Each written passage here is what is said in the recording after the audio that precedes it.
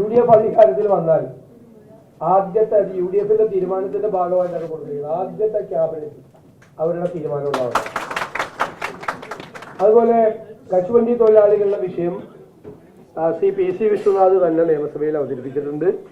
ഞങ്ങൾ ഈ കാര്യത്തിൽ ഗൗരവമായ ഇടപെടലുകൾ നടത്തിയിട്ടുണ്ട്. സമരത്തിന്റെ ഭാഗമായിട്ട് ഞങ്ങൾ പങ്കെടുത്തിട്ടുണ്ട്. അത് തൊഴിലാളികളെയും അതുപോലെ തന്നെ വ്യവസായികളെയും ഗൗരവമായി ബാധിക്കുന്ന വിഷയമാണ്. നിങ്ങളാണല്ലോ ബഹളം ഉണ്ടാക്കുന്നത്. നിങ്ങളൊന്ന് ക്യാമറ വെക്കും, ഞങ്ങളൊന്ന് സംസാരിച്ചോട്ടെ. അപ്പോൾ അതിൻ്റെ അകത്ത് ചേച്ചി പറഞ്ഞത് ഒരു 15 തൊഴിലെങ്കിലും കിട്ടണമെന്നാണ് പറഞ്ഞത്. ഞങ്ങളുടെ 10 തൊഴിൽ കിട്ടിയാലേ ESI കിട്ടുള്ളൂ, 15എങ്കിലും എന്നാണ് പറയുന്നത്. അത്രയും ദയനീയമായ സ്ഥിതിയാണ്. അപ്പോൾ സ്വകാര്യ കമ്പനികളിലൊന്നും ജോലിയില്ല. സ്വകാര്യ കമ്പനികളെല്ലാം അടച്ചുപൂട്ടലുള്ള സ്ഥിതിയിലും അവർ ഏറ്റവും വലിയ ജപ്തി നടപടികളെ നേരിട്ടുകൊണ്ടിരിക്കുന്ന വലിയ പ്രതിസന്ധിയാണ്.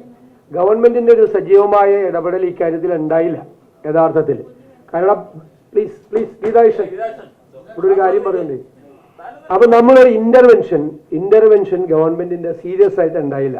സീരിയസ് ആയിട്ടുള്ള, അതായത് ബാങ്കുകളുടെ കൺസോർഷ്യമായിട്ടും അല്ലെങ്കിൽ ബാങ്കേഴ്സ് അസോസിയേഷനുമായിട്ടും ഒരു ചർച്ച നടത്തിയിട്ട് ഗവൺമെന്റ് അതിൻ്റെ ഒരു ഗൗരവ തരത്തിലെ ഇടപെടൽ ഉണ്ടായില്ല. ഗവൺമെന്റുമായിട്ട് ഉണ്ടാക്കിയ എഗ്രിമെന്റ് പോലും ബാങ്കുകൾ വയലേറ്റ് ചെയ്തു.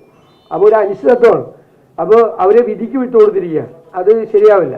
അപ്പോൾ അതിനൊരു സമഗ്രമായ പാക്കേജ് നമ്മൾ ഉണ്ടാക്കിയിട്ട് അവർ നേരിടുന്ന ഗൗരവതരമായ ജപ്തി നടപടികളെ, കാരണം ഒരു കാലത്ത് മുതലാളിമാരായിരുന്ന ആളുകൾ ഉൾപ്പെടെയുള്ള ആളുകൾ വീട്ടിൽ നിന്ന് ഇറങ്ങിപ്പോകേണ്ട സ്ഥിതിയിലേക്ക് നിൽക്കുകയാണ്. ദയനീയമായിട്ട് സ്ഥിതിയാണ്. സ്വകാര്യ 5 പേര് ആത്മഹത്യ ചെയ്തു. അത് ഇപ്പുറത്ത് തന്നെ സർക്കാരിന്റെ നിലവാരം കുറഞ്ഞ തോട്ടണ്ടി ഇറക്കുമതി ചെയ്യുകയും ജോലി ഇല്ലാതിരിക്കുകയും ചെയ്യാം. നേരത്തെ UDF ഗവൺമെന്റ് ഉണ്ടായിരുന്ന സമയത്ത് ഫുൾ ജോലി ഉണ്ടായിരുന്നതാണ്. ഇതെല്ലാം വളരെ സജീവമായി വർക്ക് ചെയ്തിരുന്ന ഒരു സമയമാണ്. ഏറ്റവും കൊല്ലത്തെ എനിക്ക് അത്ഭുതം തോന്നി, ഇവിടെ കൊണ്ടുവന്ന് കശുവണ്ടി കോൺക്ലേവ് നടത്തുകയാണ്. യഥാർത്ഥത്തിലുള്ള ഒരു വിഷയവും അഡ്രസ് ചെയ്തിട്ടില്ല. ഒരു വിഷയവും അവരത് യഥാർത്ഥത്തിൽ പഠിച്ചിട്ട് പോലുമില്ല. കശുവണ്ടി തൊഴിലാളികളുടെ വിഷയം ഒരു പോസിറ്റീവായിട്ടുള്ള ഒരു അപ്രോച്ച് ഉണ്ടായിട്ടില്ല. അക്കാര്യത്തിൽ വളരെ പോസിറ്റീവായിട്ടുള്ള നടപടി ഭാഗത്തുനിന്നുണ്ടാവും. തൊഴിലുറപ്പ് തൊഴിലാളികളെ സംബന്ധിച്ചിടത്തോളം കുറേ റീഅറേഞ്ച്മെന്റ്സ്, കുറേ കാര്യങ്ങൾ ചെയ്യുന്നുണ്ട് സംസ്ഥാനത്തിന്റെ പരിധിയിൽ നിന്നുകൊണ്ട്. കേന്ദ്ര പദ്ധതിയാണ്. ഇപ്പം അതിന് കുറേ മാറ്റങ്ങൾ വന്നിട്ടുണ്ട്. എങ്കിൽ അതിന്റെ പരിധിയിൽ നിന്നുകൊണ്ടുള്ള ഇടപെടലുകൾ നടത്താൻ പറ്റും. പിന്നെ ഉള്ളത് അംഗൻവാടി ടീച്ചേഴ്സിന്റെ വിഷയം. അതുപോലെ അംഗൻവാടി ടീച്ചേഴ്സിന്റെ വിഷയത്തിലും അവരുടെ വിഷയം കേരളത്തിന്റെ ചരിത്രത്തിൽ ആദ്യമായിട്ട് സഭയിൽ അവതരിപ്പിച്ചതും പ്രതിപക്ഷമാണ്. അവർ ചെയ്യുന്ന 13 ജോലി നന്നായിട്ട് അവതരിപ്പിച്ചു.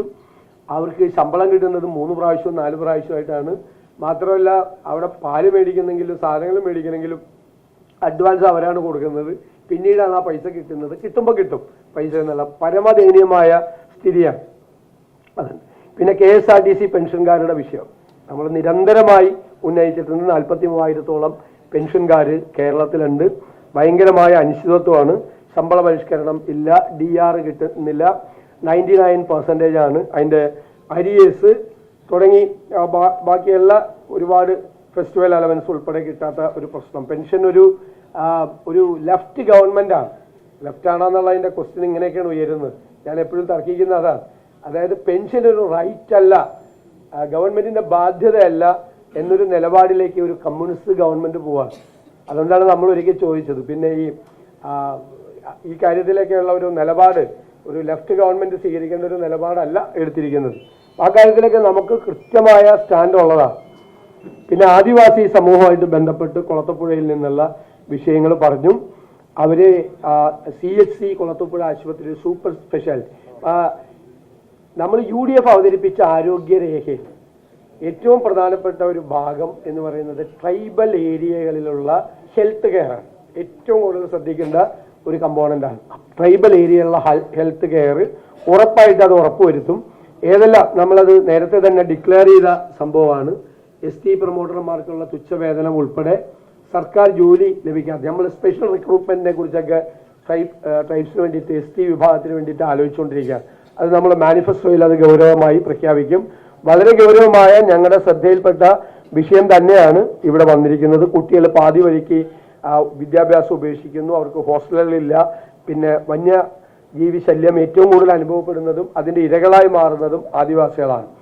അപ്പോൾ വന്യജീവി ശല്യം അവസാനിപ്പിക്കാൻ വേണ്ടിയിട്ടുള്ള സമഗ്രമായൊരു പ്രോജക്റ്റ് നമ്മൾ അവതരിപ്പിച്ചിട്ടുണ്ട്. കശുവണ്ടി വ്യവസായത്തെ സംബന്ധിച്ചിട്ടുള്ള കാര്യങ്ങൾ നേരത്തെ പറഞ്ഞു, OTSന്റെ വിഷയങ്ങൾ ഉൾപ്പെടെയുള്ള പറഞ്ഞു. മത്സ്യത്തൊഴിലാളികളുടെ വിഷയം, മത്സ്യത്തൊഴിലാളികൾ പ്രത്യേകിച്ച് കൊല്ലം മേഖലയിൽ ഏറ്റവും വലിയ പ്രതിസന്ധിയിലാണ്. കാരണം മണ്ണ് ഖനനത്തിന് വേണ്ടി വന്നപ്പോൾ ആദ്യം സെലക്ട് ചെയ്ത സ്ഥലം കൊല്ലം പരപ്പാണ്. കൊയിലോൺ ബാങ്ക് എന്ന് പറയുന്ന കേരളത്തിന്റെ തന്നെ തീരപ്രദേശത്തിലെ ഏറ്റവും വലിയ മത്സ്യസമ്പത്തുള്ള സ്ഥലമാണ്. കാരണം മത്സ്യസമ്പത്ത് നോക്കിയിട്ടല്ല അവർ ഖനനത്തിന് കൊടുത്ത കരിമണൽ കണ്ടിട്ടാണ് ഈ ഏരിയ ആദ്യം സെലക്ട് ചെയ്തത് മണ്ണ് ഖനനത്തിന് വേണ്ടിയിട്ട്. അതിപ്പോൾ അത് പെൻഡിങ്ങിലാണ് നിൽക്കുന്നത്. അതെങ്കിൽ ഏത് സമയത്തും അത് തലയിലേക്ക് വരാവുന്ന ഒരു വിഷയമാണ്. അപൂർവ ഇടനാഴിക്ക് വേണ്ടി മാറ്റിവെച്ചിരിക്കുന്ന വിഷയം ഉൾപ്പെടെയുണ്ട്.